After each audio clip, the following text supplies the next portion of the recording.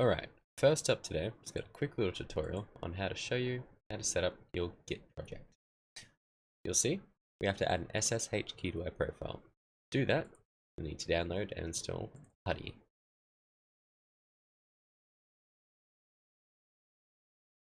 Finish, and you can see the README. Nice. Now, we'll have to add that key to your profile. First, we have to generate the key. So run putty gen. Type that in and click enter. Want to generate a key. For maximum compatibility, I recommend RSA. So the safest kind currently would likely be ED25519, but that'll have less compatibility. Optionally, you can change the number of bits generated in a key to 4096 for the RSA type to make it more secure. Generate that. Mouse your mouse around. You have to mouse around to make this finish. And it generates your key with a little bit of randomness. Very cool. So there's a key fingerprint and a key. Keep these secret. Don't hand these out to anyone. You can add a passphrase to your key if you want. This acts like a password. In case anyone steals your key, they still have to type in the passphrase, which can further secure your key. You do not, however, need one, and that will make it more complicated when using your key. I do recommend putting a passphrase on there though. Next, we'll need to save the generated keys. You need to save the public and private key. It'll ask you if you want a passphrase. I'm going to name mine git key.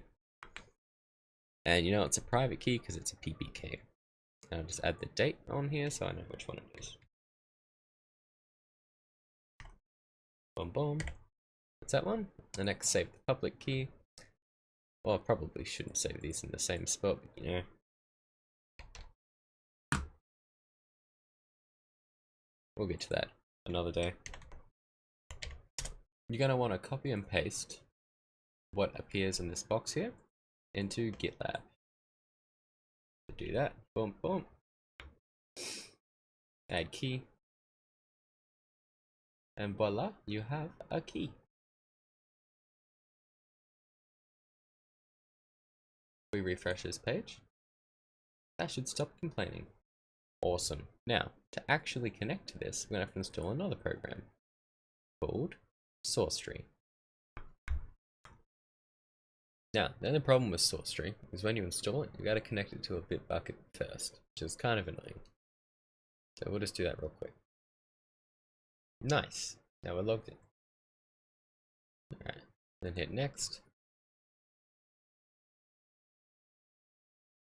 Awesome. And yes, you will want to load your SSH key. You just want to find that wherever you installed it earlier. Awesome. Now, you want to add your GitLab account, since that's what we'll actually be using. Go to settings. To access token, which is apparently here somewhere. There it is. I think we need everything, because Sourcetree is going to do everything for us. Let me just give this a quick name, Sourcetree.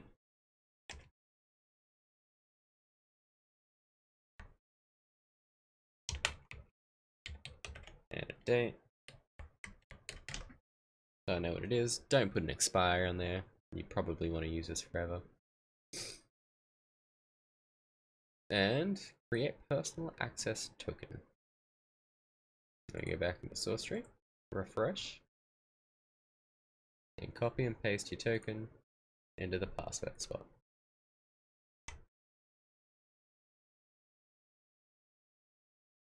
Boom, authentication okay, nice. Hit OK, and we should see GitLab pop up. Nice. Now you can clone this repository down to your local thing. We'll click that. It'll now download my repository. I'm just going to change the, and then click clone.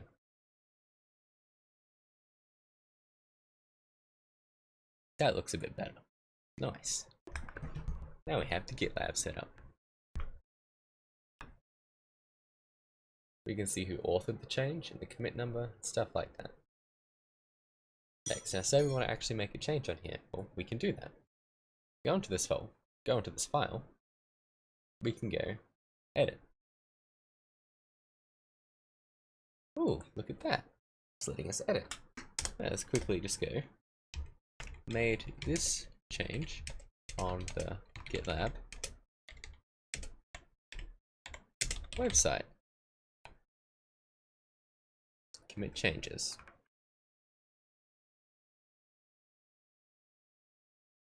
Okay, so what happened there? Well, we can see that this folder is now different. What else can we do? We go to commits, we can see that we actually changed the readme. We can go in here, and we can see we added these lines here. And this line stayed the same, but it became, there's now different like new end line things. Doesn't matter.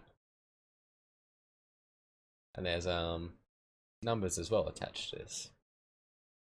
Commit numbers. So we can copy that and see that that pastes down like that. And if we look at that, it leaves that as a link to the commit change. You can add comments to commits if you want, though it's not necessary. Cool. So we changed the file. But what does that mean? Well, if we click fetch here, we can actually download that change. Ah, look, there's been one change that we don't have yet. Because if we actually go to open that file right now, we'll find that we don't have the change. We have the readme file.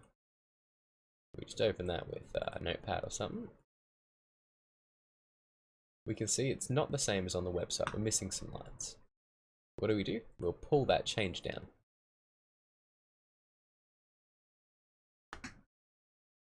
And wait for that to go. Now we have the change. Reopen the file. And voila, now we have the extra line. Hell yeah. But Notepad's not great to edit things with. So we're going to install yet another program called VSS Code.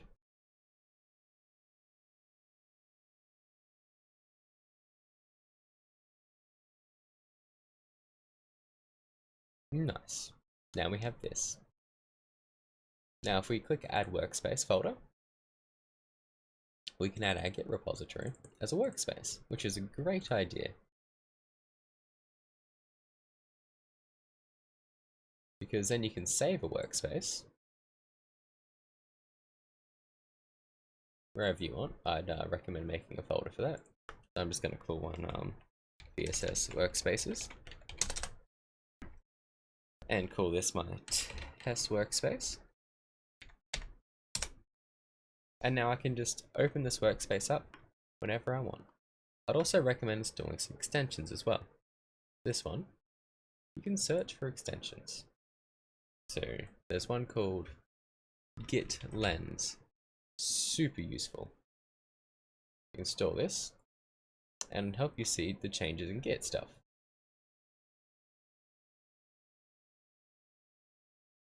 Apparently I need to install Git too. You can make changes to this file. So say made this change on the local computer. Then save. You can configure this to auto save every few seconds too. It's probably a good idea. Close that. And then this will reload. And you can see you've made changes to this file. But if we refresh on the website, we'll see those changes are not there yet. What you need to do is hit the commit button. So we'll stage this file. We'll add a comment, a commit note. So we'll go updated readme, and we'll click commit. You can also add files if you want. If I opened up Visual Studio Code,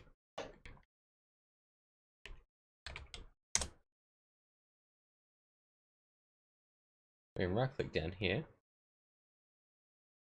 and click new file. We can call it whatever we want. Test file text if we wanted to, for example. Now we have a text document instead of a markdown one. This was made on the local computer. Save that. And if you want, you can even make the files in here too. Make another folder. Local file. We can edit that as well. Another file made on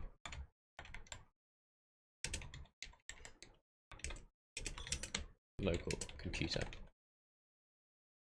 And save that. Close all these. And we'll see, go into file status, both of these files are here. We can stage them all and add a little note, updated files, and hit commit. Now it's important to note that committing does not push files to the repository.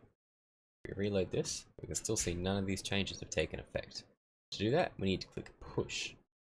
You can push, and the files will be pushed out.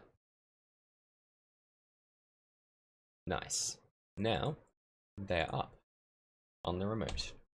Hit refresh now, and ooh, there's all the files. If we go to commits, we can see all those commits are there. We can even look at a graph to see the history of the commits and hover over them to read the little notes we left there. If we go into the commits individually, we can see what happened. We can see within this commit, we added 2 files and added these lines to those 2 files. Another cool thing about this is we can go back to previous parts of the project as well.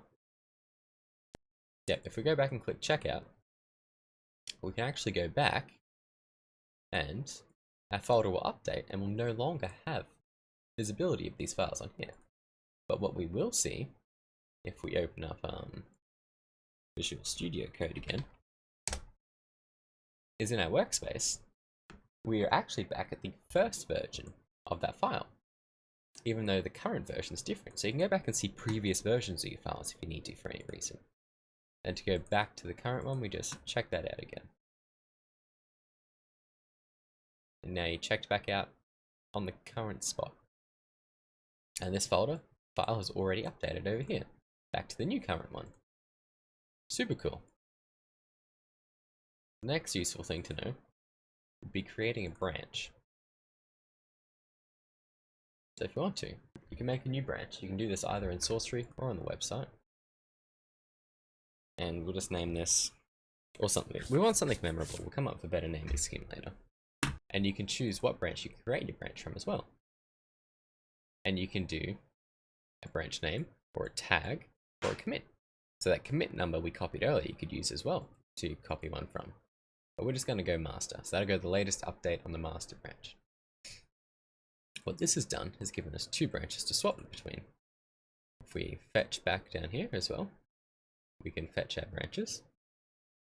Oh yeah, there we go. Origin profile info request. So ideally we'd make some new stuff. So let's make a folder called profiles. And in that folder we're going to go a new text document. And let's call that onion sage. And in there we'll just quickly edit some stuff.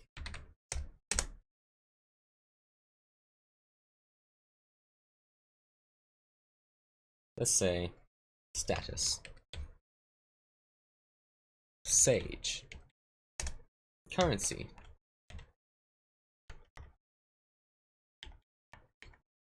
onion sage chakra. There we go.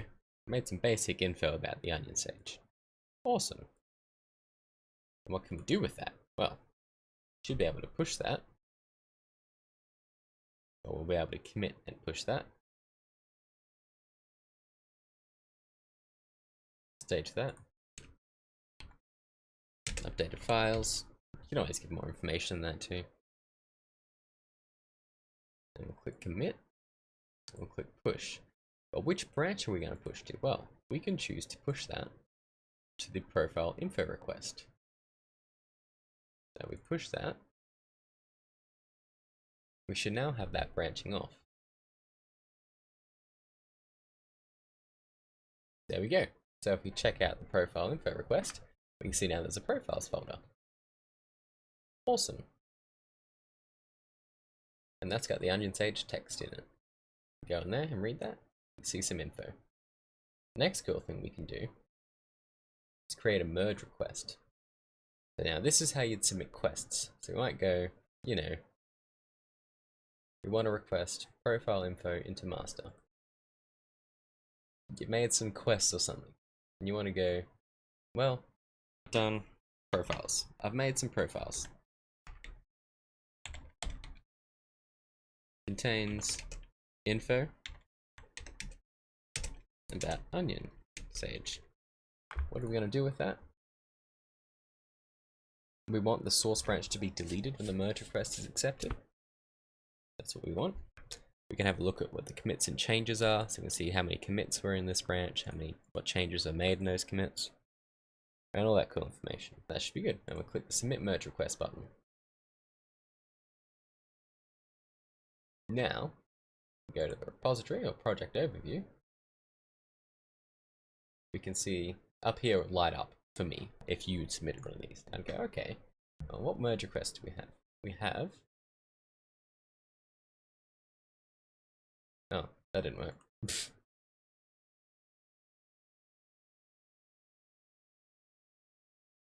Right, if I want to have a look at my merge requests, I'd come down here and I'd see, oh, there's a merge request here. I'd also get an email about it. And go, okay, well, do I want to submit this? Do I want to make some changes to it? You know, maybe there's something I wanna do. I could modify it and go, okay, yep. Alright, cool. What were the commits that were done here, you know? Do I need to make any changes? These files are updated. I can edit that. I can go, oh yeah, well, we're missing some information. What about, you know?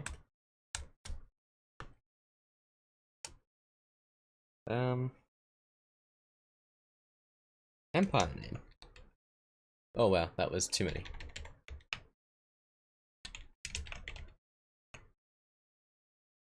The Holy Onion Empire. That's important. We need to add that to the merge request. This person missed that information. Alright, well, now I can go back to my overview and go, you know what? Yeah. I want this. I want both these commits. I want all these changes. Yeah. Hella rad, boy.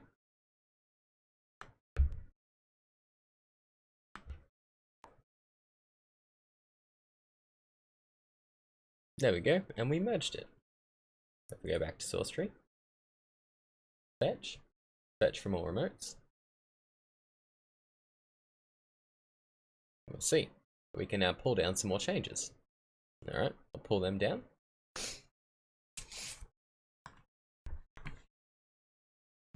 And we can see, looking at this little graph here, that the profile info request was created. Some info was added to the onion sage text file, and those changes were merged back down into the master branch. So now we only have one branch again. Very cool. Very useful information. You can see if we look in here, all that information is now here. Hell yeah. Hell yeah.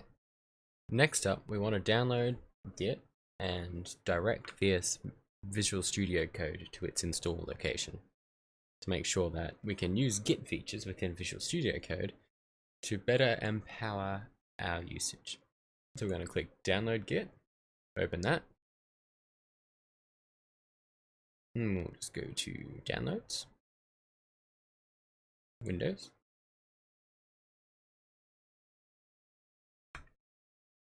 And wait for that one. And install this.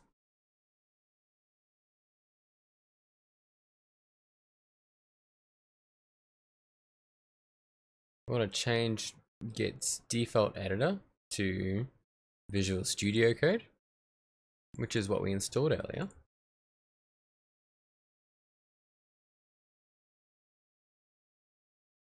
Probably just, I'd recommend changing that to the Windows default console window. Probably turn on symbolic links. I don't know what that is, but you probably want it. Nice. I just close that. Probably restart Visual Studio Code and see if that fixes everything.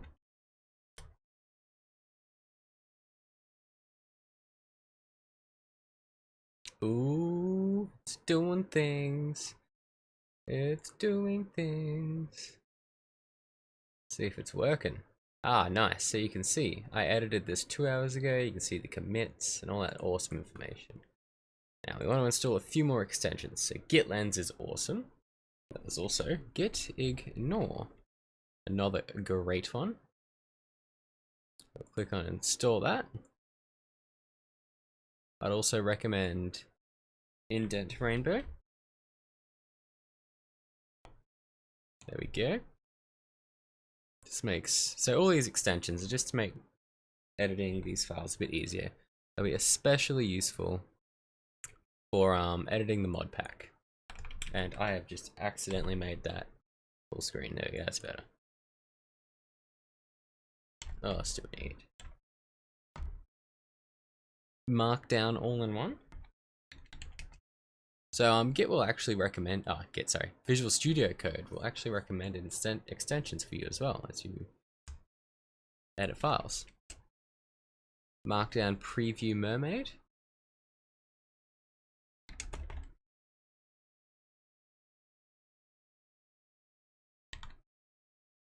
If it's here, there we go. 1.4.1, that's the one. Useful for flowcharts. You guys probably won't need all of these. Just grabbing the ones I personally find useful. Rainbow brackets. Hell yeah. TODO highlights.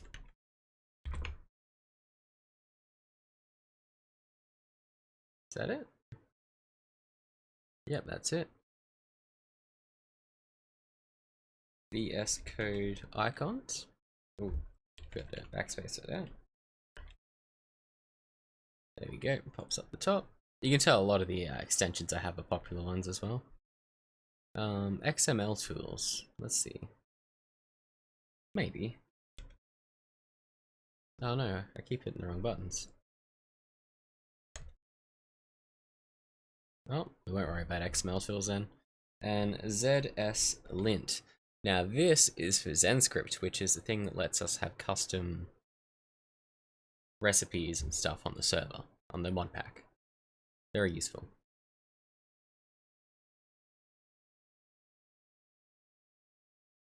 Nice, now we can see all the extensions we have here.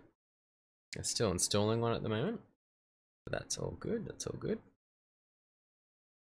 Let's give that a second. Once that's finished installing the last one, we will restart this. Ah, we can see I have another one here that's recommended to me. Markdown lint. I probably won't install that, but it's recommended.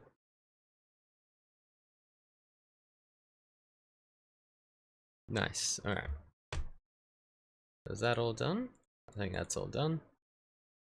Do I have zslint installed?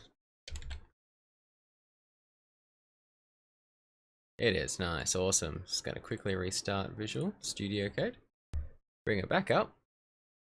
And awesome, so we can see what's going on here now. So I'll hit enter and type some stuff. Another test on the local computer. We can see the changes I actually made. So we can see, wow, I just added this line in here. What happens if I change something? Let's retype this. Computer, the local, what can we do? Test computer. We can see that it changed the line. So I removed that line and added this new line and highlighted the changes that I made. Saying basically the same line with an extra word in there. All sorts of cool things. You can close that up and hide it. So, but yeah, it lets you know what changes we made and who made the changes. Hover over that there. Bring all that up. You can click on all these rad things. You can go back to previous versions. That's all good. We click on master down here, we can actually change to the different branches that there is. If we check out a commit in Sourcetree, it'll automatically change all these files and folders here too.